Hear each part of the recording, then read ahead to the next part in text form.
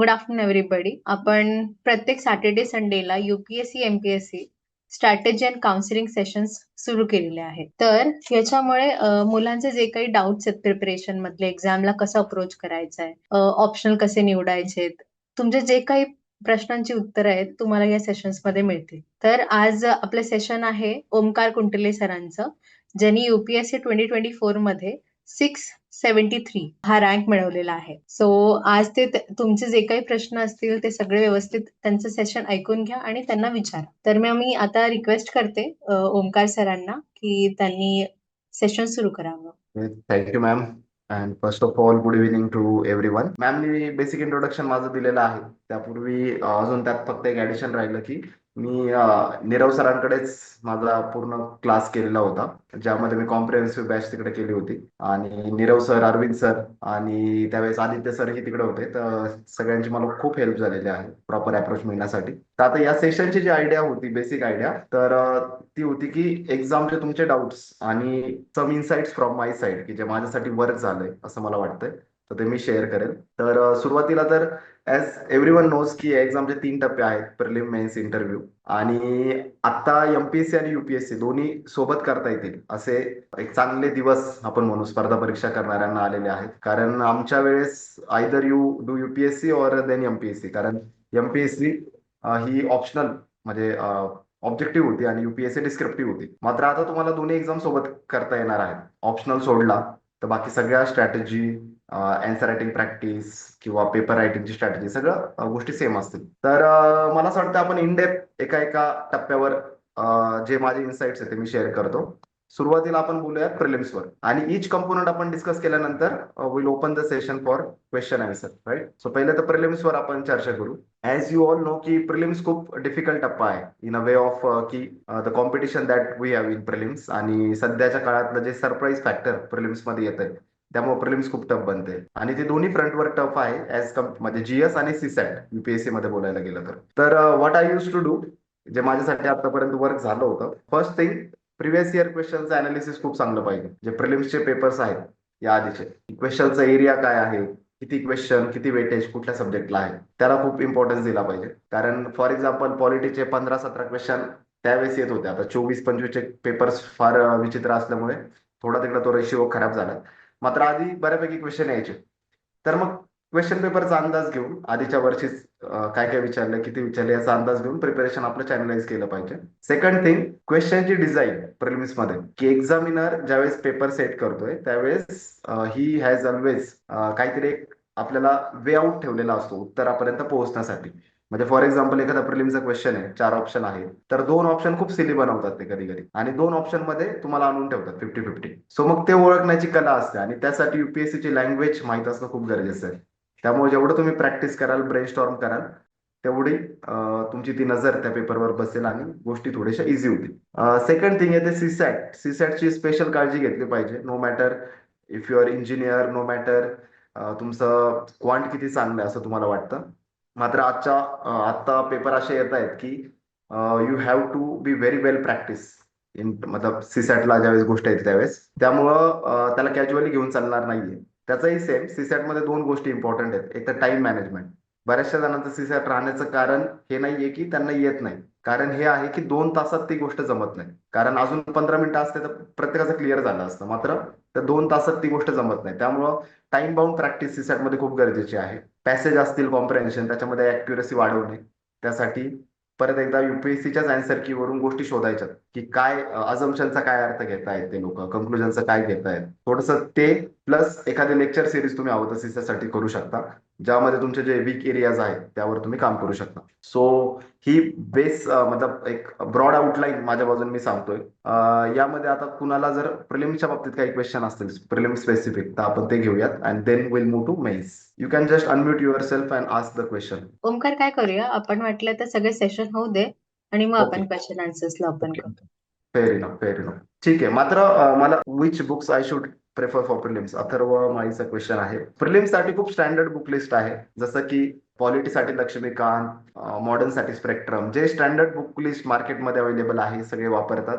मला असं वाटतं तेच वापरायला हवेत. मी तेच वापरलेले आहे. फक्त it's not about sources, it's about how you read them, की कुठल्या टॉपिकला जास्त इम्पॉर्टन्स द्यायचा आहे, त्यामध्ये कुठल्या फॅक्ट्स प्रिलिमच्या पर्स्पेक्टिव्हने इम्पॉर्टंट आहे, कुठल्या फॅक्ट्स मेनच्या पर्स्पेक्टिव्हने इम्पॉर्टंट आहे.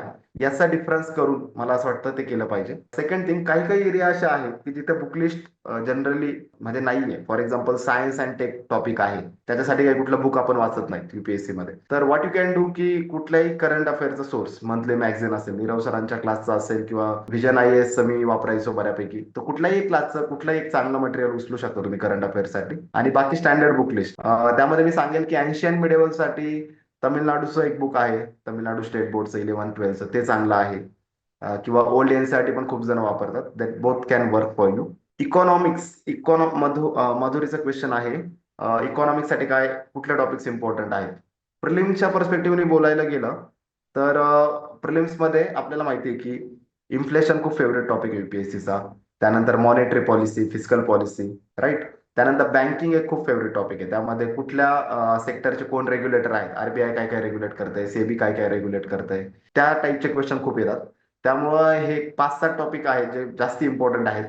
बट मला असं वाटतं काही पेरिफेरीचे टॉपिक असतात. फॉर एक्झाम्पल IMF, WTO, ह्या ज्या इंटरनॅशनल ऑर्गनायझेशन आहेत आणि आपली इकॉनॉमिक जे FTA वगैरे आता आपण करतोय, तर त्या अँगलनी बरेच क्वेश्चन येतात. प्रिलिमला नाही आलं तर मेन्सला सुद्धा येतात.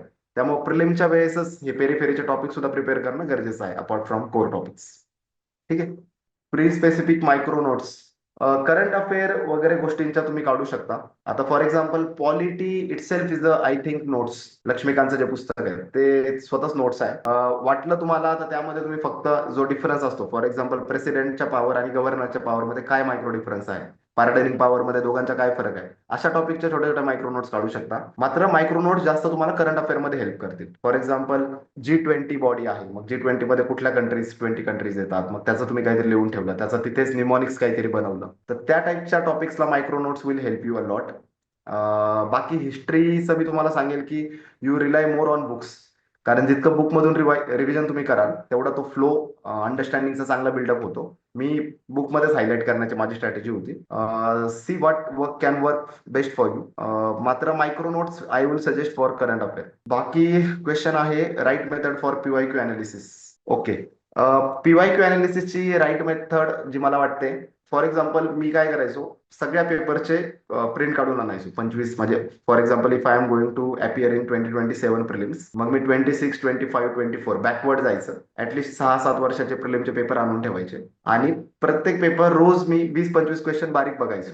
आणि इतक्या बारकाईने बघायचो की फॉर एक्झाम्पल पॉलिटीचे क्वेश्चन आहे A सेट मध्ये सुरुवातीला, तर मग क्वेश्चनचा एरिया काय आहे, म्हणजे प्रेसिडेंट चॅप्टर मधून किती आलेत, गव्हर्नर टॉपिक मधून किती आलेत, अशा पद्धतीने मी बघायचो.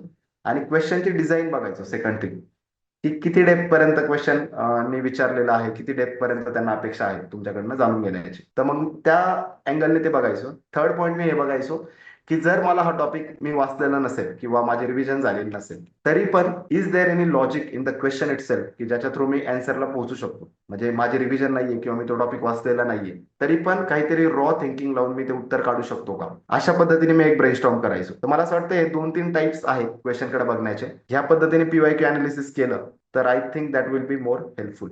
ठीक आहे. Okay. Now there are questions of mains. So आता मग आपण मेन्स कडे शिफ्ट होऊया. As you all know, UPSC मध्ये सध्या मेन्सचे 9 पेपर्स आहेत टोटल. त्यामधले 2 क्वालिफाईंग असतात लँग्वेजचे, इंग्लिश आणि मराठी. 7 पेपर्स UPSC ला आहेत जे मेन पेपर्स आहेत, ज्याच्यामध्ये तुम्हाला मार्क्स मिळवायचे आणि ते मार्क्स मॅटर करणार आहेत. GS 1, 2, 3, 4. त्यानंतर ऑप्शनलचे पेपर 2 असतात. एक ऑप्शनल निवडायचा, त्याचे 2 पेपर्स होणार आणि एक एसेचा पेपर आहे. आणि each paper is for 250 marks. MPSC मध्ये फक्त आता फरक एवढा झालाय की ऑप्शनल सब्जेक्ट कट केलाय, बाकी त्यांचं स्ट्रक्चर सेम आहे, 4 GS आणि 1 एसे. तर जनरल मी तुम्हाला एक स्ट्रॅटेजी सांगतो.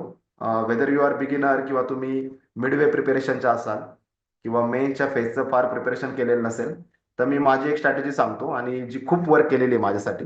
फर्स्ट थिंग, मेन्सचा अभ्यास करत असताना सिलेबस कॉपी खूप इम्पॉर्टंट आहे. आता हे सरांनी पण, नीरव सरांनी पण खूप वेळा सांगितलं असेल क्लासमध्ये. आपण तेवढ्या पुरतं ऐकतो, बट आपण त्याच्यावर काही काम करत नाही. मात्र ट्रस्ट मी, मेन्सची सिलेबस कॉपी खूप इम्पॉर्टंट आहे. आता फॉर एक्झाम्पल GS 1 ची सिलेबस कॉपी आहे, तर माझी अभ्यासाची मेथड अशी असायची की फॉर एक्झाम्पल GS1 मध्ये सोसायटी नावाचा पार्ट आहे, त्याच्यामध्ये कम्युनलिझम नावाचा टॉपिक आहे आपल्याला, राईट. तर मग मी सिलेबस कॉपीमध्ये पाहिलं की कम्युनलिझम नावाचा टॉपिक आहे. मग what I use to do, मेन्सचं प्रिव्हियस इयर क्वेश्चनचं पुस्तक भेटतं मार्केटमध्ये, जे की टॉपिक वाईज प्रिव्हियस इयर त्यांनी सेग्रिगेट केलेले असतात. तर मग मी त्यामधून, त्या पुस्तकामधून कम्युनलिझमवर गेल्या 7 वर्षात, 8 वर्षात, 10 वर्षात कोणते क्वेश्चन विचारले गेलेत आणि किती विचारले गेलेत हे मी पाहिजे. फॉर एक्झाम्पल गेल्या 7 वर्षात कम्युनलिझमवर 3 वेळा क्वेश्चन विचारला. मग मी ते बघायचो की क्वेश्चन काय विचारला. मग त्याच्यामध्ये फॉर एक्झाम्पल कधी हे विचारलेलं असायचं की इंडियामध्ये कम्युनलिझम हा फेनॉमेना कधीपासून सुरू झाला, तो का वाढत गेला, त्याच्यामध्ये काय अडचणी आहेत किंवा त्याला काय सोल्युशन आहे, अशा पद्धतीचे क्वेश्चन असायचे. सो मला त्या टॉपिकची ब्रॉड थीम समजायची की UPSC ला या टॉपिक मधून हे अपेक्षित आहे. ओके.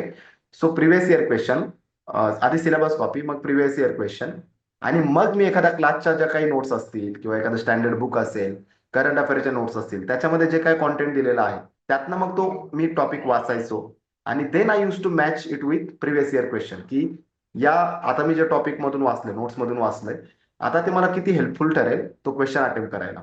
ठीक आहे. सो मी तो क्वेश्चन लगेच लिहून पाहायचो की आता मला ते अप्लाय करता येतंय का. सो हे 3 टाईप झाले, syllabus copy, previous year question, मग तुमच्या स्टँडर्ड नोट्स त्याच्यामध्ये मॅच करायचा. आणि 4थी स्टेप येते, जी मी माझ्या लेटर अटेम्प्ट मध्ये शिकलो आणि त्यांनी खूप फायदा दिला मला, ते म्हणजे टॉपर कॉपीज. तुम्हाला माहिती आहे UPSCचे जे टॉपर्स असतात त्यांच्या कॉपीज क्लासमध्ये जे आपण मॉक टेस्ट देतो त्याच्या कॉपीज मार्केटमध्ये अवेलेबल आहेत, गुगलवर अवेलेबल आहेत, टेलिग्राम चॅनल्सवर अवेलेबल आहेत. त्या मी डाउनलोड करायचो. GS1च्या फॉर एक्झाम्पल मी GS1 आता वाचतोय, तर GS1च्या टॉपरच्या कॉपी डाउनलोड करायचो. त्यामध्ये एखादा क्वेश्चन त्यांनी कम्युनलिझमवर अटेम्प्ट केलेला असेल तर तो क्वेश्चन मी वाचायचो. त्याचं उत्तर न वाचता, आधी उत्तर नाही वाचायचं, फक्त क्वेश्चन वाचायचा टॉपरच्या कॉपीतला, ते उत्तर मी लिहायचो. आणि मग माझं उत्तर आणि त्या टॉपरचं उत्तर असं कम्पेअर करायचं, राईट.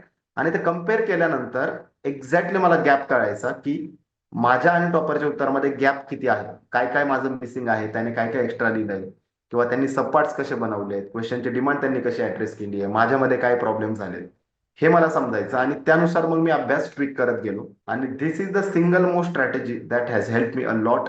म्हणजे माझा पर्सनल एक्सपिरियन्स मी सांगतो. 23च्या मेन्सच्या वेळेस मी टॉपरच्या कॉपीज कंटिन्यू बघत होतो, त्यातनं लर्न करत होतो, उत्तर कसे लिहायचे, स्ट्रक्चर कसं बनवायचं, इंट्रो कसा लिहायचा असतो, कन्क्लुजन कसं लिहायचं असतं. आणि मी काय करायचो, सब्जेक्ट स्पेसिफिक टॉपरच्या कॉपीज बघायचो. फॉर एक्झाम्पल GS4 मध्ये एखाद्या टॉपरला 130-140 मार्क्स आलेले असतील तर मी त्यांच्या कॉपीज कंटिन्यू बघायचो. मला आठवतं त्यावेळेस मी इशिता किशोर मॅमच्या कॉपीज बघत होतो, ज्या की ऑल इंडिया रँक 1 होत्या, आणि मॅडमला इथिक्सला 141 होते. तर मी त्या कॉपीज त्या 3 महिने बघत होतो माझ्या मेनच्या काळामध्ये. त्यावर मी माझी आन्सर रायटिंग प्रॅक्टिस बिल्डअप करत होतो. आणि मला स्वतःला इथिक्स मध्ये 131 मार्क्स आले UPSC मध्ये फायनल पेपरला, जे की one of the outstanding marks त्या वर्षी होते. सो त्याचा खूप मला फायदा झालेला आहे, कारण टॉपर कॉपी ज्यावेळेस तुम्ही बघता त्यावेळेस तुम्हाला अल्टिमेट बेंचमार्क करतो आन्सर रायटिंगचा, की कुठल्या बेंचमार्कला लिहिलं तर किती मार्क मिळतात. त्यानुसार मी ते लिहायचो. आणि सेकंड थिंग, तुमच्या सबकॉन्शियस माइंडमध्ये तो एक बेंचमार्क तयार होतो, एक व्हिज्युअल इफेक्ट तयार होतो, आणि त्या पद्धतीने तुमची आन्सर रायटिंग मग स्ट्रॅटेजी चेंज व्हायला लागते. तो ती स्ट्रॅटेजी सगळ्यात बेस्ट स्ट्रॅटेजी. सो इथून पुढे मेन्स करताना कुठलाही टॉपिक ह्या 4, ज्याला आपण चौकोन म्हणू, त्यामध्ये प्रिपेअर करायचं आहे. Syllabus copy, previous year question, तुमच्या नोट्स, स्टँडर्ड नोट्स, आणि मग टॉपर कॉपी. आणि त्यातून लर्न करायचंय की काय गॅप आहे आपल्या नोट्समध्ये किंवा आपल्या आन्सरमध्ये, आणि try to fulfil it. That's it. असं इच टॉपिक मेन्सच्या, तुम्ही ऑप्शनलचा असेल सेम स्ट्रॅटेजी, GS ची असेल सेम स्ट्रॅटेजी. टॉपरच्या कॉपीतून तुम्ही कॉन्टेंट पण एक्स्ट्रॅक्ट करू शकता. फॉर एक्झाम्पल चांगले कीवर्ड्स त्यांनी वापरले, चांगला डेटा त्यांनी वापरलाय, चांगले कंक्लुजन मध्ये एखादी की फ्रेज वापरली, एखाद्या थिंकरचं नाव वापरलंय, तुम्ही ते वापरू शकता. GS2 मध्ये कुणाल रस्तोगी सर म्हणून होते, त्यांच्या कॉपीज मी खूप वापरायचो. तर मला GS2 ला पण कन्सिस्टंटली खूप चांगले मार्क्स आलेले आहेत. त्यामुळे ही गोष्ट खूप सिंगल मोस्ट थिंग आहे की जी तुम्हाला खूप फायदा देईल मेन्ससाठी. So this is it for the mains. यामध्ये एक कंपोनेंट राहतो की ऑप्शनल कसा निवडायचा. बऱ्याच जणांचा क्वेश्चन असतो, how to choose optional, specially for the beginners. So frankly telling you, it's all comes to interest. First thing is the interest, की तुम्हाला कुठला सब्जेक्ट आवडतोय.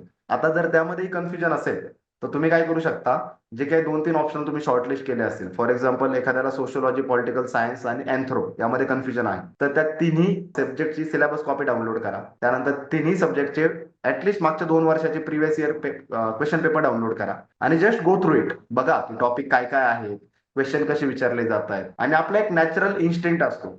आता तुम्ही UPSC करताय म्हणजे सगळे ग्रॅज्युएट आहात, तर मग आपला एक नॅचरल इन्स्टिंक्ट असतो, काही सब्जेक्ट आपल्याला मनापासून आवडत असतात. फॉर एक्झाम्पल एखाद्याला बायोलॉजी खूप आवडते, कोर बायोलॉजी, मग त्याला अँथ्रोपॉलॉजीकडे कदाचित जास्त इन्क्लिनेशन होईल. एखाद्याला हिस्ट्री जॉग्राफी खूप आवडते, तर मग नॅचरल तो हिस्ट्री जॉग्राफीकडे जाऊ शकतो. तर इंटरेस्ट आणि सेकंड थिंग, एकदा बघा की मार्केटमध्ये कुठल्या सब्जेक्टचं मार्गदर्शन चांगल्या पद्धतीने अवेलेबल आहे आणि कुठला सब्जेक्ट आपल्याला खरंच झेपणार आहे. बऱ्याच वेळा काय चुका होतात, एखाद्याला वाटतं की माझं 12वीला मॅथ खूप चांगलं होतं आणि मग मी आता मॅथमॅटिक्स घेतो युपीएससी मध्ये. आवडतंय इथपर्यंत ठीक आहे, मात्र मॅथचा सिलेबस तुम्ही बघा की आत्ता तुमचा गॅप पडलाय मॅथमध्ये खूप ग्रॅज्युएशन झाल्यानंतर, आणि तुम्हाला आता ते मॅथ झेपणार आहे का किंवा त्याचं तेवढं गायडन्स अवेलेबल आहे का.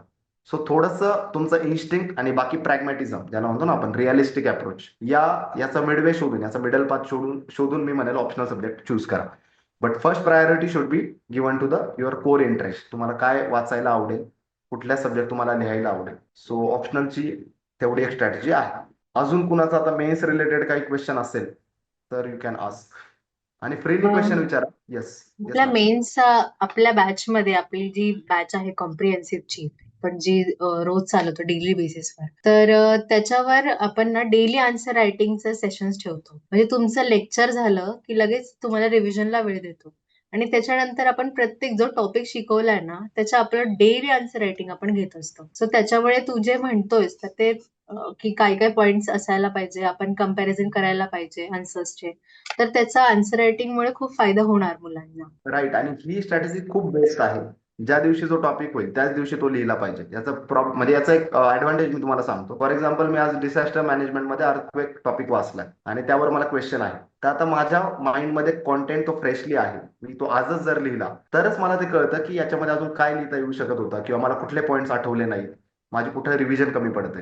तुम्ही जर फॉर एक्झाम्पल 8 दिवसांनी तो टॉपिक लिहायला गेले तर तुम्हाला काही आठवत नसतं त्या टॉपिकचं, until and unless you revise it before the night before the exam. त्यामुळे त्या दिवशीचा टॉपिक त्या दिवशी जर तुम्ही क्लासच्या माध्यमातून लिहिताय तर that will give you much higher rewards than what तुम्ही तुमच्या सेल्फ करायला गेलं तर आय थिंक तेवढी डिसिप्लिन मेंटेन होत नाही. त्यामुळं असं जर इनिशिएटिव्ह असेल तर that is very commendable. Yes, कुणाचे जर काही क्वेश्चन असतील मेन्सचे तर you can freely ask. Unmute करून पण तुम्ही विचारू शकता. तो मतलब काही घाबरायची गरज नाहीये. एक यश पवारचा क्वेश्चन आहे, how how can can depth. हा. Command or question in the mains exam that I have never seen before even in pre. हा खूप जण म्हणजे हा प्रॉब्लेम असतो, शेवटपर्यंत राहिला हा.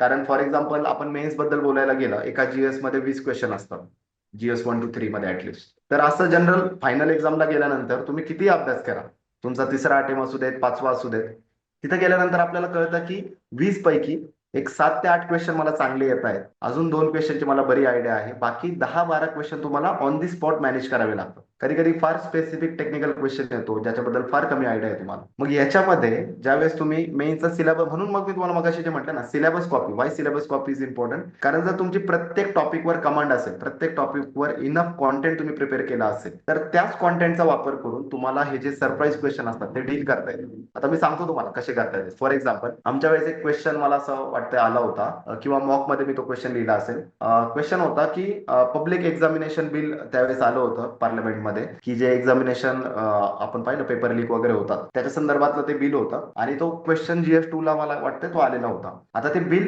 ऍक्च्युली 1.5 वर्षापूर्वी ते न्यूज मध्ये होतं, डायरेक्ट पुढच्या मेन्सला तो क्वेश्चन आला होता, त्यामुळे ते फ्रेशली रिवाइज केलेलं नव्हतं, आणि तो क्वेश्चन तर आलेला आहे 10 किंवा 15 मार्कर असेल त्यावेळेस. मग तुम्ही कसं लिहिणार आहात, कारण तो क्वेश्चन स्पेसिफिक पण आहे का बिल रिलेटेड क्वेश्चन आहे, तुम्ही फ्रेशली रिवाइज केलेलं नाही. मग काय करावं लागतं, तुमचा जो बाकी झालेला अभ्यास आहे त्याचा युटिलाइज करून तुम्ही तो क्वेश्चन अटेम्प्ट करायला जाता. फॉर एक्झाम्पल बाकी तुम्ही GS2 मध्ये बरेचसे ऍक्ट्स बिल्स वाचलेले असतात, तुम्हाला माहिती असतं की एखाद्या बिलमध्ये काय काय सब पार्ट्स असतात. सुरुवातीला तर एक्झामिनेशनची डेफिनेशन त्या बिलमध्ये दिलेली असणार आहे. सेकंड थिंग, त्या बिलमध्ये काहीतरी शिक्षेचं प्रावधान केलेलं असणार आहे. थर्ड थिंग, त्या याच्यामध्ये एक जबाबदारी, कुठली तरी एखादी बॉडी तयार केलेली असेल जबाबदारी टाकण्यासाठी. For example national testing agency असेल, कुठलीही अशी एक बॉडी तयार केलेली असेल. फोर्थ थिंग, काहीतरी फास्ट ट्रॅक कोर्ट किंवा ट्रिब्युनलचं त्याच्यामध्ये प्रावधान केलेलं असेल जे स्पेसिफिकली पेपर लीक सोबत डील करेल.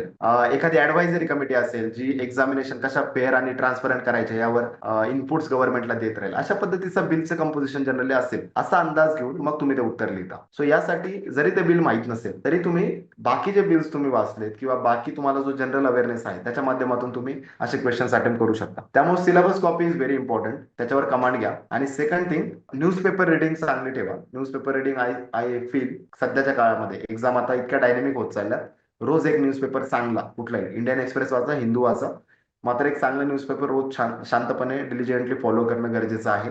कारण असे सरप्राईज क्वेश्चन तुम्हाला हेल्प करून जातात. तुम्हाला एखाद्या गोष्टीचे 2 जरी पॉईंट माहिती असतील तरी तुम्हाला ते उत्तर लिहिता येऊ शकतं. Okay, so anything else, next question. एक स्टुडंटचा प्रश्न आहे की पीवायक्यू अनालिसिस कसं करायचं. प्रिलिम्स रिलेटेड होता पण आपण तो मिस केला. Okay, PYQ analysis I think मी सांगितलंय की क्वेश्चनची डिझाईन बघा, एरिया बघा, कुठल्या क्वेश्चन एरियामधून क्वेश्चन येतोय, डेप्थ बघा, कुठल्या डेप्थ पर्यंत त्यांना अपेक्षित आहे. आता फॉर एक्झाम्पल सुप्रीम कोर्ट हायकोर्टचे जर क्वेश्चन प्रिलिम्स मध्ये येत आहेत तर जनरली आपल्याला कळतं की दरवर्षी एक क्वेश्चन येतोय सुप्रीम कोर्ट हायकोर्ट मधून. हे झालं एरिया. मग मी बघणार की डेप्थ किती आहे क्वेश्चनची. तर मला कळतंय की सुप्रीम कोर्ट हायकोर्टच्या एरियामध्ये युपीएससी आता इन डेप्थ क्वेश्चन विचारायला सुरू केलं. म्हणजे फॉर एक्झाम्पल ॲडव्होक जजेस सुप्रीम कोर्टमध्ये प्रेसिडेंट अपॉइंट करतात की सीजे अपॉइंट करतात, एकदम मायनर डिफरन्स ते विचारायला लागले. किंवा सुप्रीम कोर्टमध्ये for example special leave petition नावाचं कन्सेप्ट आहे, मग त्याचं आर्टिकल असेल किंवा त्याचा कॉन्सेप्ट एक्झॅक्टली काय आहे, ते डिस्क्रिशनरी आहे की मॅन्डेटरी आहे कोर्टासाठी, असं डिटेल क्वेश्चन विचारतायत. मग तो टॉपिक मी डिटेलमध्ये वाचला पाहिजे, राईट. प्रिएम्बलचा जो टॉपिक आहे त्याच्यामधून दरवर्षी एक क्वेश्चन येतो. त्यामध्ये पण तुम्हाला कळतं की प्रिएम्बलचा जो पूर्ण फॉर्मॅट आहे त्यामधूनच क्वेश्चन येतो जनरली. की फॉर एक्झाम्पल इंडियाचा इंडियन रिपब्लिकचा स्टेटस काय होता 26 जानेवारी 1940 किंवा 1950च्या दिवशी. मग त्यामध्ये आपल्याला माहिती आहे ते जे 3 शब्द आहेत की जे 42nd अमेंडमेंट नंतर ऍड झाले प्रिएम्बल मध्ये. सो अशा पद्धतीचे बेसिक क्वेश्चन त्या ठिकाणी विचारले जातात. त्यामुळे मग कुठला टॉपिक आणि त्याच्यामध्ये किती डेप्थ पर्यंत जायचं हे बघायचं. आणि थर्ड थिंग बघायची लँग्वेज, की हा क्वेश्चन मला माहित नसता किंवा वाचलेला नसता, फ्रेशली रिवाईज नसता, तरी मला सॉल्व्ह करता आला असता का. You try and go attempt in that question. तर मग मला असं वाटतं या 3 टाईपनी पीवायक्यू अनालिसिस केलं पाहिजे. ओके, ऑप्शनलच्या रिलेटेड क्वेश्चन आहे स्वप्नीलचा, की फ्रॉम स्क्रॅच ऑप्शनल कसं प्रिपेअर केलाय आणि आन्सर रायटिंग साठी काय केलेलं आहे स्पेसिफिकली सोशिओलॉजीचा. ओके, सो फर्स्टली जी मी मगाशी मेन साठी स्ट्रॅटेजी सांगितली, तो चौकोन जो आपण बोललो होतो, तोच चौकोन ऑप्शनल मध्ये सुद्धा लागू करायचा आहे. Syllabus copy, previous year question, तुमच्या स्टँडर्ड नोट्स आणि टॉपर कॉपी यामधून तुमचं उत्तर तुम्हाला इव्हॉल्व करायचंय, कॉन्टेंट इव्हॉल्व करायचंय. सेकंड थिंग, ऑप्शनल मध्ये ऍज यू नो की थोडंसं टेक्निकली तुम्हाला लिहावं लागतं. It's not a generic paper, it's a specific paper. त्यामुळं आता तुमच्याकडे चॅट जीपीटी किंवा आपण म्हणतो जेमिनी आहे, एआय, कुठलंही एआयचं कुठलंही टूल असेल तुमच्याकडे ते आहे, त्याचा खूप चांगला वापर आता युपीएससी मध्ये करता येऊ शकतो. फॉर एक्झाम्पल आता सोशोलॉजी बद्दल बोलायचं गेलं, आता आपल्याला कार्ल मार्क्सचा एलिनेशन नावाचा टॉपिक आहे. बिगिनर इथं असतील त्यांच्यासाठी सांगतो की कार्ल मार्क्स नावाचा थिंकर आहे सोशोलॉजीचा, त्याचा एक कॉन्सेप्ट आहे एलिनेशन नावाचा. आता मी तो टॉपिक वाचला स्टँडर्ड नोट्स मधून आणि टॉपरच्या कॉपीतून पण मी पाहिलं उत्तर कसं चांगलं असतं किंवा त्यामध्ये काय काय मिसिंग आहे माझ्याकडे. आता मला असं कळालं की चला बेसिक लेवल तर माझी झाली प्रिपरेशनची, आता ऍडव्हान्स लेवलला मला या कॉन्सेप्टचं ऍप्लिकेशन कुठेतरी दाखवावं लागेल एक्झाममध्ये. एक्झामिनरला समजून सांगावं लागेल की बाबा मला हा कॉन्सेप्ट कळालाय, I can apply that in a real situation. So मी काय करू शकतो, सरळ चॅट जीपीटीला मी सांगू शकतो आय एम युपीएससी ऍस्पिरंट, एक चांगला आपण ज्याला म्हणतो ना प्रॉम्प्ट देणे, मी युपीएससी मेन्स देतो आहे आणि माझा ऑप्शनल सोशोलॉजी आहे आणि मला करंट एज मध्ये जे डायनेमिक अँसर ज्याला आपण म्हणतो ते करण्यासाठी मला प्रत्येक कॉन्सेप्टचे ऍप्लिकेशन ओरिएंटेड एक्झाम्पल मला पाहिजे किंवा रिअल लाईफ एक्झाम्पल मला पाहिजेत की जे आणि मग तुम्ही टाका तिथे की मला एलिनेशन कार्ल मार्क्स या कॉन्सेप्टवर एक 5 एक्झाम्पल दे की जे रिअल लाईफ मध्ये वेगवेगळ्या सेक्टरमध्ये अप्लाय होतात. किंवा मग त्याला असा स्पेसिफिक प्रॉम्प्ट द्या की जे गव्हर्नन्स मध्ये अप्लाय होतोय. आता एलिनेशन हा कॉन्सेप्ट कसा आहे, एखादा माणूस जर ऑफिसला येतोय आणि त्याचं कुठल्याही कारणास्तव मन लागत नसेल कामामध्ये, त्याला आपण सिम्पली एलिनेशन म्हणतो. मग गव्हर्नन्स मध्ये ते एलिनेशन का होतंय असं जर त्याला विचारलं तर तो तुम्हाला एक्झाम्पल देईल की ज्या वर्क कल्चरमध्ये टॉक्सिक वर्क कल्चर असतं, जिथं आयडियाज मध्ये म्हणजे इन्क्लुसिव्हिटी नसते, टीम मध्ये टीम बॉन्डिंग नसते, तिथे एलिनेशन होण्याची शक्यता असते. असं ते एक्झाम्पल तुम्हाला गव्हर्नन्स रिलेटेड देईल. सो असे 5 एक्झाम्पल तुमच्या नोट्समध्ये लिहून ठेवा. ऍक्च्युअल एक्झाम मध्ये तुम्हाला त्यातले 2-3 लिहिता येतील. So you getting my point. So it's very easy game nowadays due to AI tools. Just तुम्हाला फक्त कळायला पाहिजे की काय लिहायचंय. आता काय लिहायचं हे कळालं तर मग ते शोधणं तुम्हाला सोपं आहे due to help of AI. So use the technology wisely in your preparation. त्यासाठी फक्त मी तुम्हाला म्हटलं आधी तुम्हाला आन्सर रायटिंगचे काय कंपोनंट असतात, इंट्रो, कंक्लुजन, मेन बॉडी, त्याचं स्ट्रक्चरिंग, प्रत्येक सब पॉईंटला किती एक्झाम्पल द्यावे लागतात, कसे द्यावे लागतात, हे शिकण्यासाठी टॉपर कॉपीज महत्वाच्या आहेत. आणि हे तुम्ही एकदा शिकले की तुमच्या ऑटो पायलट मोडवर ज्यावेळेस आपण पडतो त्यावेळेस तुम्हाला ज्यावेळेस वाटतं की कॉन्टेंट मला वेगळा करायचं, युनिक करायचं, त्यावेळेस मग तुम्ही अशा गोष्टी यूज करू शकता. So this is all about for sociology किंवा कुठलाही ऑप्शनल तुमचा असेल, या पद्धतीने तुमचा कॉन्टेंट बिल्डअप करा, तुमची आन्सर रायटिंग करा. Okay. Second thing, science and technology question कसे डील केले पाहिजेत असं क्वेश्चन आहे.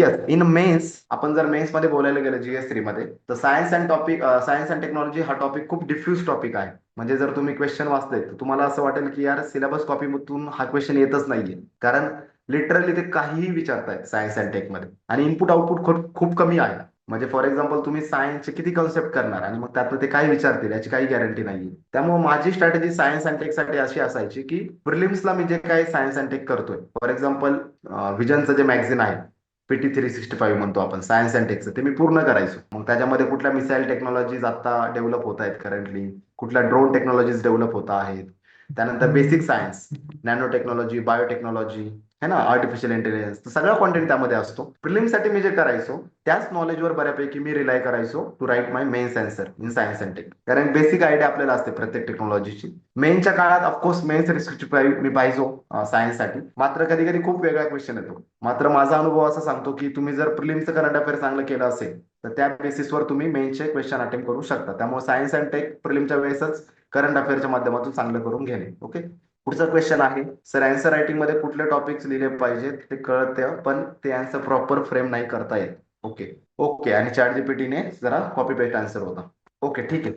तर हा क्वेश्चन जनरली असतो तो यामुळे की आपल्याला क्वेश्चनची डिमांड समजत नाही बऱ्याचशा वेळा.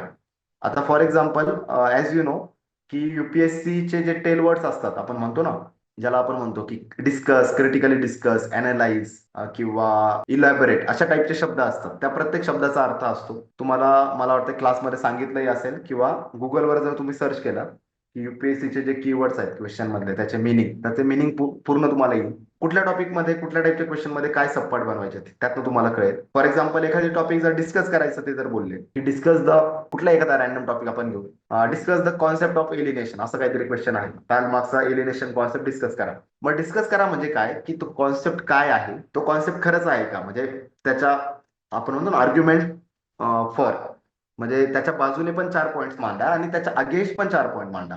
तो टॉपिक जर कोणी क्रिटिसाइज केला असेल तर ते पण आपल्याला लिहिणं गरजेचं आहे. सो बॅलन्स करायचं डिस्कस मध्ये. ज्यावेळेस ते म्हणतात क्रिटिकली डिस्कस करा, त्यावेळेस आपण तो पॉईंट म्हणजे बॅलन्सच करायचा आहे, मात्र बऱ्यापैकी क्रिटिक जास्त लिहायचे. म्हणजे जर तुम्ही एलिनेशन का होतं आणि खरंच होतं का याचे 4 पॉईंट लिहिले असतील तर त्याचे क्रिटिकचे तुम्हाला 7 पॉईंट लिहिणं गरजेचं आहे, कारण क्वेश्चन आहे क्रिटिकली डिस्कस करा. राईट. सो अशा पद्धतीने ते क्वेश्चन मला असं वाटतं अंडरस्टँड करण्याची गरज आहे. आणि सेकंड थिंग, काय टॉपिक लिहायचे म्हणजे काय की फॉर एक्झाम्पल कुठल्या डायमेन्शन तुम्हाला त्यामध्ये ओपन करायच्यात आन्सर मध्ये. आता हे जर तुम्हाला फॉर एक्झाम्पल यामध्ये अंडरस्टँडिंग मध्ये प्रॉब्लेम होत असेल तर again suggest to topper copies बघा, रोज थोडं थोडं बघा, त्यातनं ते कुठल्या कुठल्या टाईपचे पॉईंट्स लिहित आहेत. म्हणजे फॉर एक्झाम्पल क्वेश्चन पॉलिटीमध्ये GS2 चा क्वेश्चन आहे, मात्र त्यामध्ये एखादा सोसायटीचा पॉईंट ते कसं ऍड करतायत, इकॉनॉमीचा पॉईंट कसा ऍड करतायत, एखादा इथिकल पॉईंट कसा आणतायत, हे शिकण्यासाठी टॉपर कॉपी बघणं गरजेचं आहे. म्हणजे मी आता तुम्हाला कितीही समजून सांगितलं तर ते समजणार नाहीये.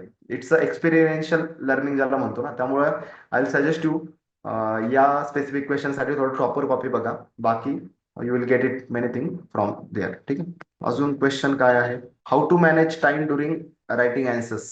ओके. आन्सर रायटिंग बद्दल क्वेश्चन आहे की कसं करता येईल टाइम मॅनेज. आपल्याला माहिती आहे की UPSC मध्ये 3 तासात 250 मार्काचा पेपर लिहायचा आहे. GS बद्दल बोलायला गेलं तर 10 मार्कर क्वेश्चनला 7 मिनिट मिळतात आपल्याला आणि 15 मार्कर क्वेश्चनला 11 मिनिट मिळतात. त्यामुळं तुम्हाला टाइम बाउंड प्रॅक्टिस करणं खूप गरजेचं आहे. आता सुरुवातीला प्रत्येकाला जमणार नाहीये, सुरुवातीला आपण वेळ घेतो उत्तर लिहिताना, that is fine, but after 1 point, 1 महिना 2 महिने तुम्ही जरा निवांत वेळ घेऊन आन्सर रायटिंग केल्यानंतर, थोडी हाताला सवय झाल्यानंतर ट्राय करा की 7 मिनिटात वेळ लावून तुम्ही 10 मार्कर क्वेश्चन लिहा. असं ट्राय करा. म्हणजे नो मॅटर व्हॉट, 7 मिनिटात मला संपवायचं असं ठरवा आणि तसा लिहून बघा.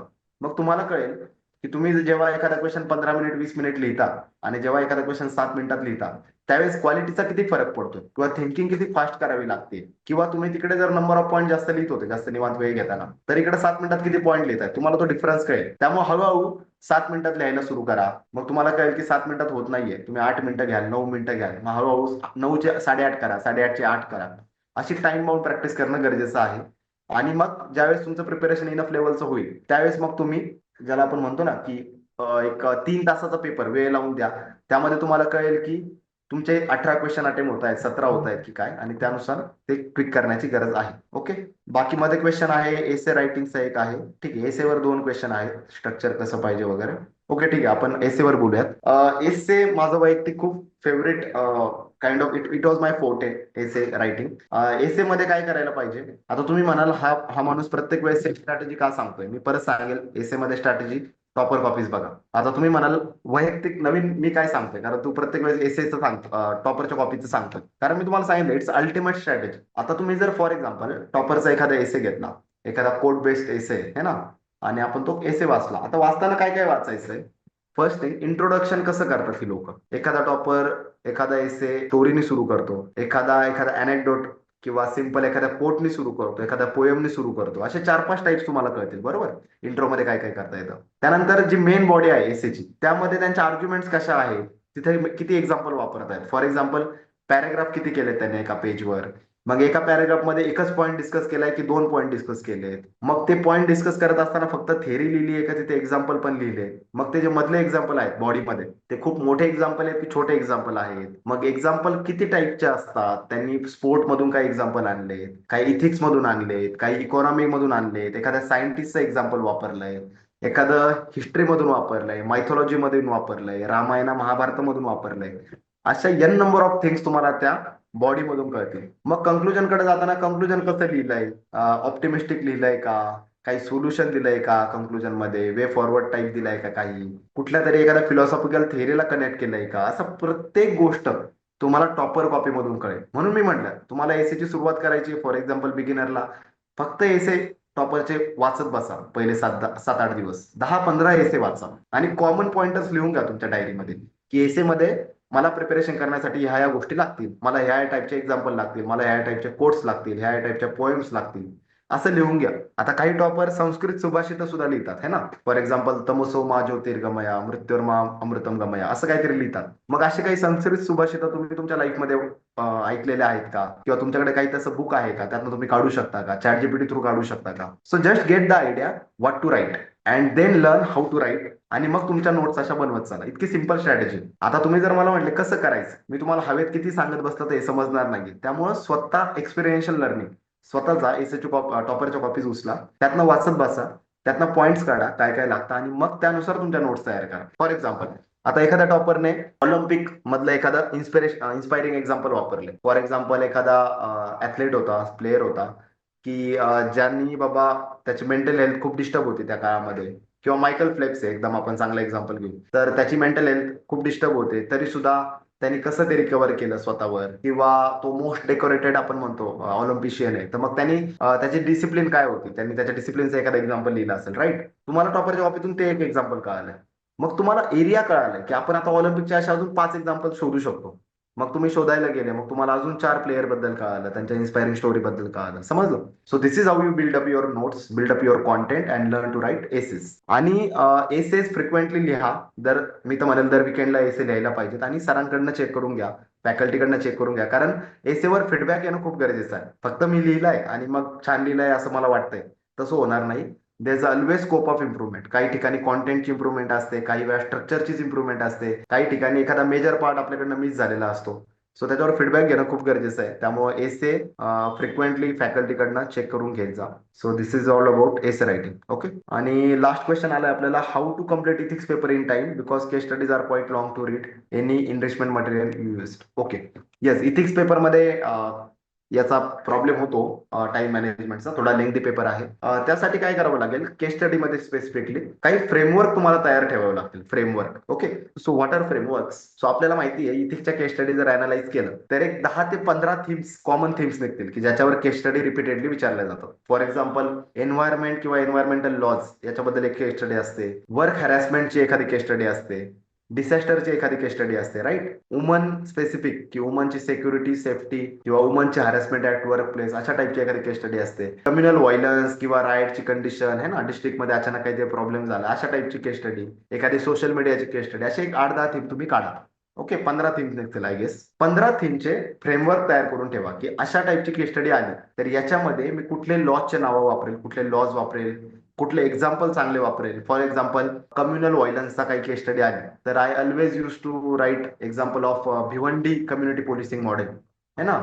मुंबईमध्ये जे भिवंडी आहे तिथे खूप चांगलं कम्युनिटी पोलिसिंगचं मॉडेल आहे, किंवा मालेगाव आहे नाशिकमध्ये, तिकडं खूप चांगलं पोलिसिंग, कम्युनिटी पोलिसिंग ज्याला म्हणतो त्याचं मॉडेल आहे. तर असे 2 एक्झाम्पल मी वापरेन. त्यानंतर काहीतरी 2 वे आउट मी काढून ठेवले, वे फॉरवर्ड. कुठल्या केस स्टडीमध्ये कमिटी बनवायची आहे, फॉर एक्झाम्पल वुमनचा हॅरेसमेंट ऍट वर्क प्लेस अशी काहीतरी केस स्टडी. तर आपल्याला माहिती आहे की पोस्ट नावाचा ऍक्ट आहे, prevention of sexual harassment at work place, किंवा आयसीसी नावाची कमिटी असते, इंटरनल कंप्लेंट कमिटी, किंवा सी बॉक्स नावाचा एक बॉक्स असतो ज्याच्यामध्ये वुमन अनॉनिमसली त्यांच्या कंप्लेंट रेज करू शकतात. सो अशा टाईपचे जे टेक्निकल थिंग्स आहेत त्या थीमचे, त्या गोष्टी एका जागी लिहून ठेवा.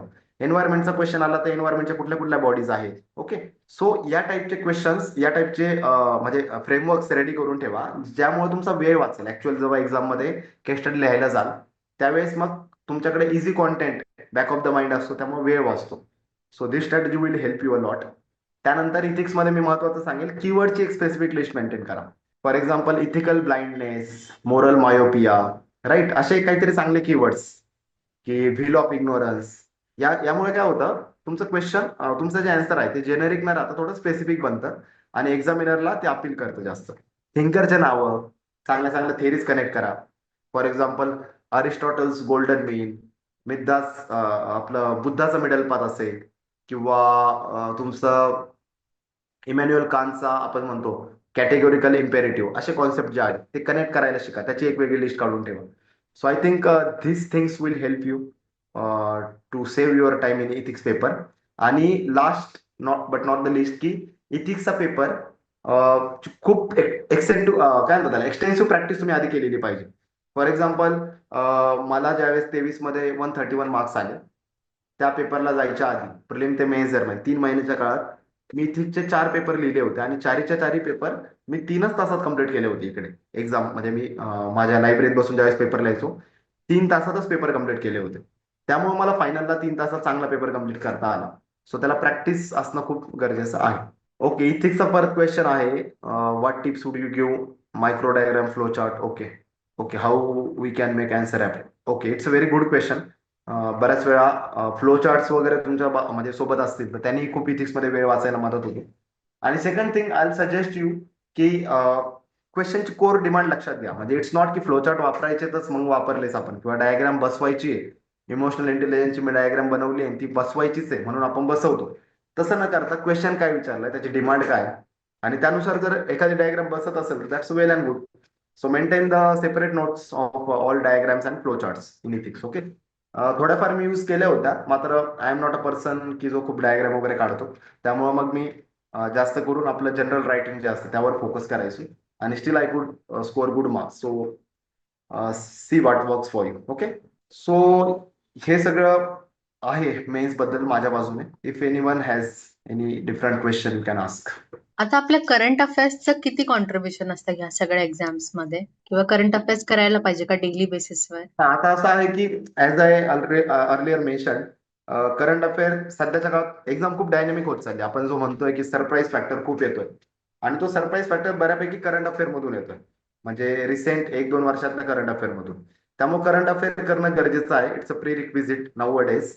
त्यामुळे मी जसं आधी सांगितलं, एक चांगलं न्यूजपेपर फॉलो करणं गरजेचं आहे, आणि एक कुठल्याही क्लासचं मॅगझिन किंवा कुठल्याही क्लासचं yearly compilation. Either you rely on monthly magazine और you go for yearly compilation. But personally I will suggest you monthly magazine follow करा.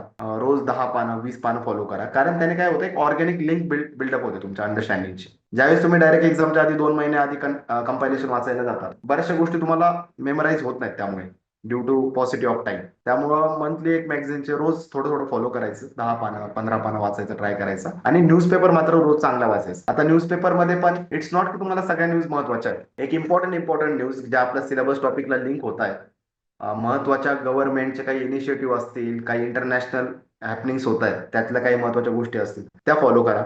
न्यूजपेपरच्या नोट्स काढायचं की नाही हा एक मोठा प्रश्न असतो.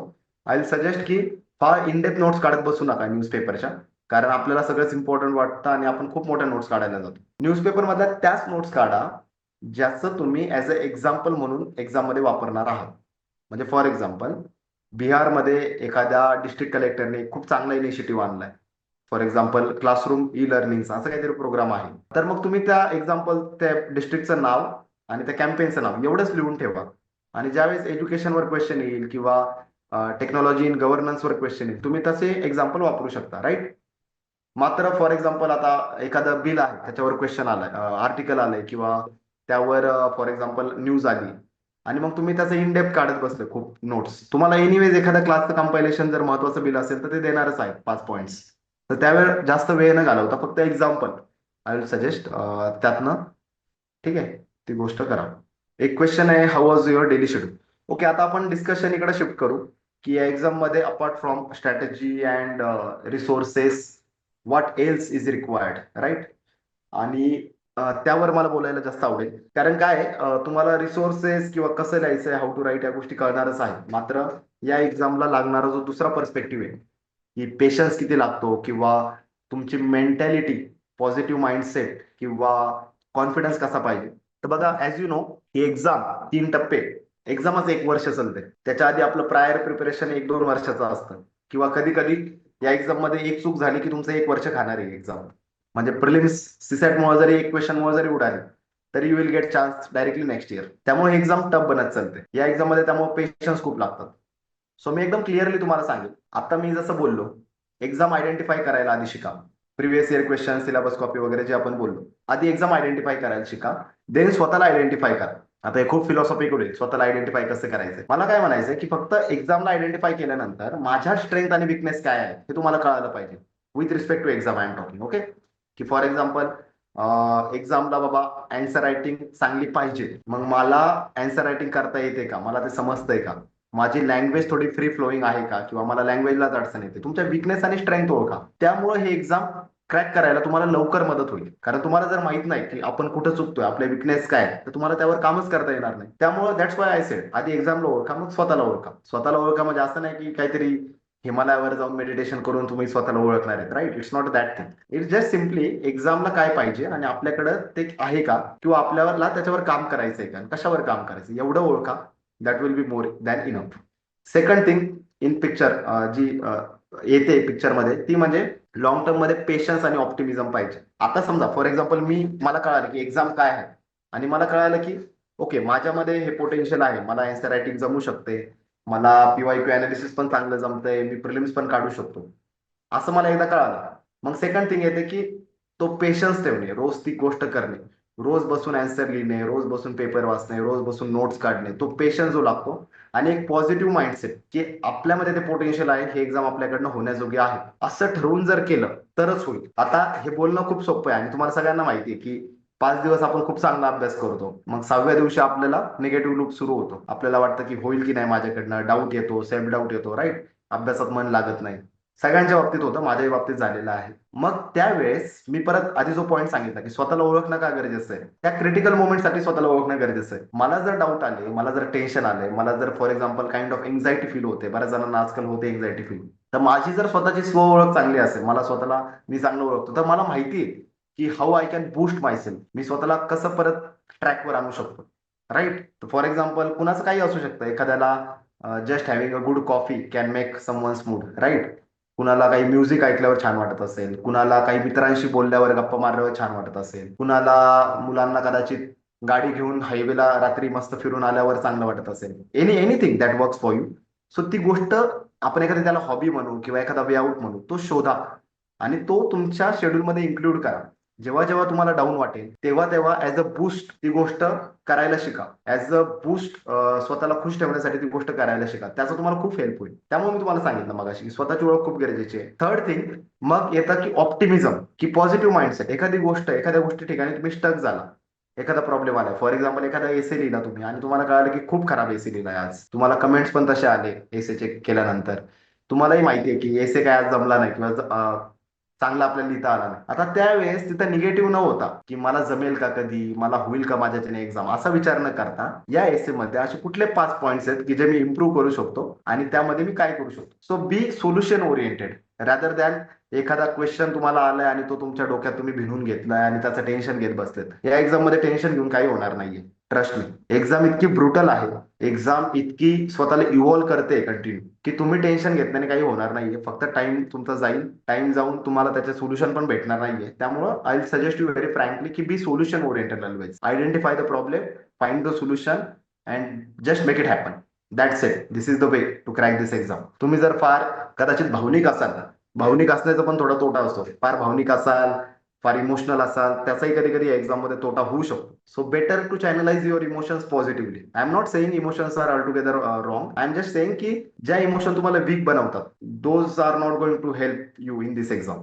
So find those positive emotion ज्याला तुम्ही स्टिक राहून गोष्टी किंवा एनर्जी तुमची पॉझिटिव्हली चॅनलाइज करू शकता. ओके. सो आणि एक चांगला ग्रुप असण्याचं खूप गरजेचं आहे तुमच्या त्याच्यामुळे आयुष्यामध्ये. एक्झामच्या प्रोसेसमध्ये आपण बरेचसे जण म्हणतो आयसोलेशन मध्ये अभ्यास करतो, सोलो करतो. Fine, if it's work for you it's fine. पण मला जेवढं वाटलं, माझ्यासोबत खूप चांगला ग्रुप अभ्यासाचा होता आमच्यासोबत कंटिन्यू. आणि त्यामुळे प्रेशर डिफ्यूज व्हायचं. मला एखादा प्रश्न पडला, मी त्यांना विचारायचो. त्यांना एखादा प्रश्न पडलाय ते मला विचारायचे. कधी कधी खूप टेन्शन तुमच्या डोक्यावर हवी झालंय, मेन्सच्या काळामध्ये खूप प्रेशर असायचं. मग आम्ही जे मेन्स करणारे पोरं असायचो, तर हसी मजाक किंवा एखाद्याशी फक्त बोललं तरी मन मोकळं होऊन जायचं. तर त्या एका चांगल्या ग्रुपने खूप हेल्प केलेली आहे आम्हाला. आणि आमच्या ग्रुप पैकी प्रणोती संकपाळ म्हणून मॅडम आहेत. ती 2019 मध्येच IRS झाली तिच्या सेकंड अटेम्प्टला. ती इन्कम टॅक्सलाच आहे. सूरज होता, सूरज गुंजाळ, तो IPS झाला फर्स्ट अटेम्प्ट, महाराष्ट्र काडर. एक मित्र आहे तो DYSP झाला. बाकी बरेचसे मित्र आहेत की ज्यांनी नंतर UPSC सोडून प्लॅन बी केला. मात्र बऱ्याचशा वेगवेगळ्या एक्झाम, SSC CGL असेल, गव्हर्नमेंट, खूप चांगल्या चांगल्या पोझिशनला ते आहेत. त्यामुळे चांगला ग्रुप खूप मेंटल हेल्थ तुमची चांगली ठेवण्यासाठी तुम्हाला हेल्प करेल. सो या ब्रॉड पर्स्पेक्टिव्ह मध्ये आय थिंक द बिगिनर और आताचे जे कोणी तुम्ही ऍस्पिरंट आहात, बिगिनर असाल किंवा मिडवे तुम्ही आलेला असाल, ऑपरेट करा, पॉझिटिव्ह माइंडसेटने एक्झाम करा आणि प्रोफेशनली एक्झाम करा. परत परत तेच सांगतोय. प्रोफेशनली म्हणजे काय की एक्झामला ओळखा, डिमांड ओळखा, त्यासाठी जे लागणारं गरजेचं आहे ते सगळं करा. ते करताना मग मागे पुढे बघू नका. आपण म्हणतो ना, स्मार्ट वर्क करायचं की हार्ड वर्क करायचं. स्मार्ट वर्क कुठपर्यंत करायचंय की एक्झामला ओळखण्यासाठी आणि एखादी गोष्ट किती स्मार्टली तुम्ही करू शकता ते करण्यासाठी. एकदा स्मार्ट वर्कचा तो विषय झाला की next comes in picture is hard work. की मग तुम्हाला एकदा कळाले काय करायचंय, तर मग ते फक्त डोळे झाकून करायचे. सो या पद्धतीने आय थिंक करा. अजून कुणाला काही क्वेश्चन असेल, या रिलेटेड असेल, अजून काही असेल, you can ask. Okay, question आहे about your patience of this long and mental health breakdown and comeback from setbacks during preparation. Okay. ठीक आहे. दिस इज व्हेरी क्रिटिकल क्वेश्चन. कारण बिगिनरला कधी कधी हा क्वेश्चन पडत नाही. मात्र ज्यांचे थोडे अटेम्प्ट झाले, 1-2 अटेम्प्टचं फेल्युअर पाहिले, त्या फेल्युअरचं बॅगेज आपल्या मनामध्ये असतं. म्हणजे माझे खूप मित्रमैत्रिणी मी असे पाहिलेत की एखाद्या प्रिलिम्सला फक्त एक्झामच्या दिवशी घाबरले होते किंवा पेपरमध्ये टाइम मॅनेजमेंट झालं नाही, तर तो ट्रॉमा त्यांच्या मनात बसला आणि मग सबसिक्वेंट अटेम्प्ट मध्ये तो ट्रॉमाने त्यांना खूप त्रास दिलेला आहे. म्हणजे एक्झामच्या दिवशी अचानक परत पॅनिक होणे, असे प्रॉब्लेम झालेले आहेत. वैयक्तिक माझ्या बाबतीत असे काही प्रॉब्लेम झाले नाही. कारण I am the kind of person की मी फार विचार करत नाही काय घडलंय. I always look forward. त्यामुळे म्हणून मी तुम्हाला म्हटलं की बी व्हेरी पॉझिटिव्ह. झालं गेलं विसरून जा. प्रत्येकाकडनं काही ना काही चुका होत असतात, काही ना काही डिसिजन चुकत असतात. मात्र एक गोष्ट आपण म्हणतो ना, शर्टचं वरचं बटन लावायला चुकलं, मग आपण सगळेच बटन चुकवत जाल, याला काही शहाणपणा तुम्ही मानणार नाही. तुम्हाला जर कळालं शर्टचं वरचं बटन लावताना चुकलंय, आधीच ते खोला, परत ते जागेवर बसवा, म्हणतो ना आपण त्यानुसार. त्यामुळे ते बॅगेज फार कॅरी करू नका. जस्ट लिव्ह इट आणि नवीन अप्रोचनी, नवीन उमेदीने गोष्टी सुरू करा.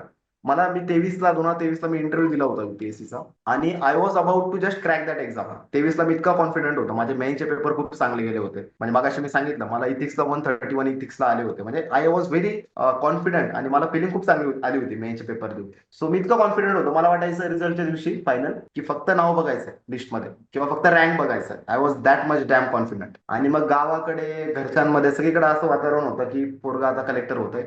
म्हणजे गावाकडे जसं म्हणतात ना, टिपिकल शब्द कलेक्टर. आणि खूप प्रेशर होतं माझ्यावर त्यामुळे. बट मी आय वॉज व्हेरी कॉन्फिडंट. आणि निकाल आला 2023चा फायनल रिझल्ट आणि I was not in the list. There is no match found. PDF मध्ये आलं आणि इट वॉज अ व्हेरी काय म्हणतात, क्रिटिकल पॉईंट होता माझ्या आयुष्याचा. आणि मी वैयक्तिक मागच्या 5-7 वर्षात कधीच इतकं मला वाईट वाटलं नव्हतं तितकं वाईट मला त्या दिवशी वाटलं होतं की यार आपण खूप जवळून गेलो. आणि यावेळेस जवळून गेलो याच्यामुळे नाही की मी इंटरव्ह्यूला गेलो होतो, याच्यामुळे की माझ्या फिलिंग खूप स्ट्रॉंग होत्या. मला वाटायचं की होतंय आपल्या यावर्षी. मात्र ते झालं नाही. So sometimes you have to accept such things in this exam despite all of your good efforts. कधी कधी अपयश येणार आहे. मात्र मला तिथे फार वेळ नव्हता दुःख व्यक्त करायला, कारण माझी पुढची प्रिलिम्स 20 दिवसावर होती आणि रडायला वेळ नव्हता आणि माझी रडायची सवय पण नाही. माझे मित्र होते तिकडे, मला त्यांना समजून सांगावं लागलं. 20-25 मित्र आम्ही रिझल्ट पाहायला बसलो होतो, त्यातले 1-2 जण रडायला लागले. मी त्यांना समजून सांगत बसलो की बाबा नो, होईल, करू, परत करू बा, असं काहीतरी फिलॉसॉफिकल डायलॉग देत मी ती वेळ फेज मारून नेली. त्यामध्ये माझ्या मित्रांनी मला खूप मदत केली पुढचे 20 दिवस, मेंटली मला खुश ठेवण्यासाठी, रिलॅक्स ठेवण्यासाठी. किंवा त्या, माझा एक मित्र आहे अमित, आम्ही संध्याकाळी तिकडे मंदिराकडे एका जाऊन बसलो होतो हायवेला. मंदिरात गेलो नाही मी, बट बाहेर बसलो होतो. तर त्याने मला खूप म्हटलं, भारी बोलला होता की यार काय तू इंटरव्ह्यूला गेलेला माणूस आहे, प्रिलिम्स आपण परत अशी काढू. तर असे लाईट फाईट वाक्याने थोडंसं ते कॉन्फिडन्स बूस्ट झाला पुढच्या 20 दिवसात. मग परत एकदा मी स्वतःला अडकून घेतलं प्रिलिम्सच्या अभ्यासात, ती प्रिलिम्स क्रॅक केली, मेन्स झाली, इंटरव्ह्यू झाला आणि परत मग फायनल माझा निकाल आला. सो असे मोमेंट्स कदाचित येतील, आय होप कुणाच्या आयुष्यात येऊ नयेत. बट संकटांची एक भारी गोष्ट एक असते की संकट आले की ते डील करण्याची ताकद पण तुमच्याकडे येते आपोआप नॅचरली. ओके. सो डोंट, काय म्हणतात त्याला, don't get afraid of failures. Failure फक्त ग्रेसफुली घ्या, फक्त त्यातनं काय चुकलं हे शिका. माझ्या त्या मेन्स, म्हणजे मला ऑप्शनला कमी मार्क्स आले होते त्या मेन्सला. जीएस ला I was having good score, S ला ठीकठाक स्कोर होता. मग मी नेक्स्ट इयर ऑप्शनल वर काम केलं and I got into the final list. Okay. So त्या चुकांवर काम करता आलं पाहिजे. आणि अजून एक क्वेश्चन आलाय लास्ट की अदर कॉम्पिटेटिव्ह एक्झाम कुठल्या तुम्ही दिल्यात पॅरल टू युपीएससी. आता खूप फ्रँकली आणि खूप स्पष्ट सांगेन की मी थोडं सिंहगडाचा अप्रोच होता माझा. सिंहगडाची स्टोरी माहिती आहे ना, की मागचे दोर कापायचे, नुसतं लढायचं. मी काही एक्झाम दिलेल्या नाहीत पॅरल. म्हणजे मी एमपीएससी एकदा दिलेली होती आणि ती ऑब्जेक्टिव्ह असल्यामुळे मला देता येत नव्हती. म्हणजे आय वॉज डॅम शुअर की माझी युपीएससीचं माझं प्रिपरेशन चांगलं आहे, माझी आन्सर रायटिंग चांगली आहे. त्यामुळे मी एमसीक्यूला शिफ्ट व्हायची माझी तयारी नव्हती. मग बाकी सगळ्याच एक्झाम एमसीक्यू, युपीएससी फक्त डिस्क्रिप्टिव्ह ना, बाकी कुठलीच एक्झाम मला देता येत नव्हती. आणि मी कंटिन्यू मेन्स इंटरव्ह्यू देत होतो माझ्या शेवटच्या टप्प्यामध्ये, शेवटच्या 4 वर्षात. मी फॉरेस्टच्या पण मेन्सला असायचो, सीएससीची मेन्स झाली की फॉरेस्टची मेन्स, ते झालं की लगेच इंटरव्ह्यू. त्यामुळे मला काय वेळ मिळाला नाही पॅरल एक्झाम कुठल्या द्यायला. बट बट असं असून सुद्धा I will strongly suggest to have a good plan B. Exam द्यायला पाहिजेत. माझ्या खूप साऱ्या मित्रांनी त्या दरम्यानच्या काळामध्ये बाकी वेगवेगळे एक्झाम दिले आणि ते होत गेले वेगवेगळ्या ठिकाणी. आणि मला माझ्या आयुष्याचं विजडम ते कळालं की यार मी पण द्यायला पाहिजे होतं बाकी एक्झाम. ऍटलीस्ट त्या गोष्टीमुळे मी आधी कुठेतरी सिलेक्ट झालो असतो, नाही आपण म्हणतो ना टप्प्याटप्प्याने पुढे गेलो असतो. तो एक्झाम द्यायला पाहिजे. तुम्हाला तर खूप चांगले दिवस आहेत, मी सुरुवातीलाच बोललो की एमपीएससी युपीएससी आता सोबत करता येऊ शकते, त्यामुळं सोबत ती एक्झाम करा. बाकी तुमचं जर क्वांट वगैरे चांगलं असेल, क्वांट मॅथमॅटिक्स, तर एसएससी सीजीएल, आपण म्हणतो ना एसएससी सीजीएल एक्झाम, त्यामध्ये खूप चांगल्या पोस्ट आहेत, खूप चांगल्या. आता माझे मित्र ज्यावेळेस झाले त्यावेळेस मला कळालं. म्हणजे माझ्या इन्कम टॅक्स डिपार्टमेंटला इन्स्पेक्टर म्हणून आहे, जीएसटी इन्स्पेक्टर आहे, election commission of India, ED, CBI, Ross, सगळीकडे पोझिशन आहे.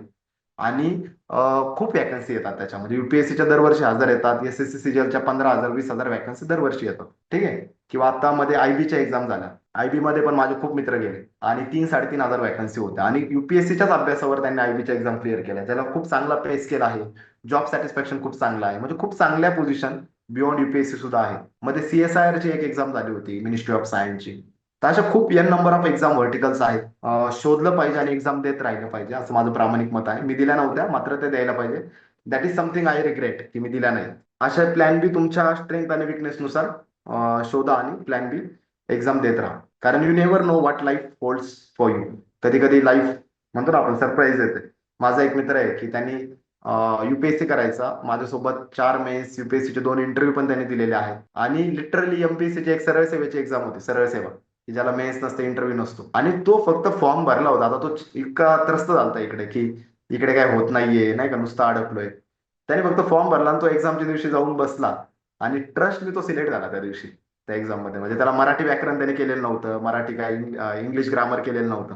त्याच्या जुजबी अनुभवावर खेळला आणि तो फूड सप्लाय इन्स्पेक्टर म्हणून सिलेक्ट झाला. आता तिकडनं त्याचं परत आयबी मध्ये का आता या रिझल्ट मध्ये सिलेक्शन झालं. बट मागचे 2 वर्ष त्याची मेंटल हेल्थ त्याच्यामुळे चांगली राहिली, त्या जॉबमुळे थोडी सिक्युरिटी आल्यामुळे. त्यामुळे मला असं वाटतं की एक्झाम दिला पाहिजे. आफ्टर 1 पॉईंट जे कॅन्डिडेट्स इथं असे असतील की त्यांनी युपीएससीचा इनफ अभ्यास केलाय आणि होत नाहीये किंवा अडकतायत, just try your best in other exams as well. Okay. Mayur, I think आपण करूया एंड अप. तर येस. तुझ्या एक्झाम्पलनी मला फक्त एक गोष्ट कळते की एक चांगला ग्रुप असणं किती गरजेचं आहे. म्हणजे आता प्रणवती मॅम असतील, मयूर रसाळ, ज्ञानेश्वर मुखेकर, तू, म्हणजे you all are the gems of this H V Desai निरोधा इन्स्टिट्यूट. म्हणजे कारण एक ग्रुप तुम्हाला नेहमी चांगल्या गोष्टी मोटिवेट करतो, की हा हे राहिलं तर तू ते करायला पाहिजेस. एकमेकांना पुढे म्हणजे घेऊन जायला पाहिजे. तर ही फार चांगली लर्निंग आहे मुलांसाठी पण, की एक चांगला ग्रुप करा तयार, की जो तुम्हाला तुमचे एफर्ट्स मल्टिप्लाय करायला मदत करेल. ओके, मी आता 2 मिनिटं घेते फक्त बॅच बद्दल आपली इन्फॉर्मेशन द्यायला. आपली बॅच आता 10 ऑगस्ट पासून सुरू होतीये.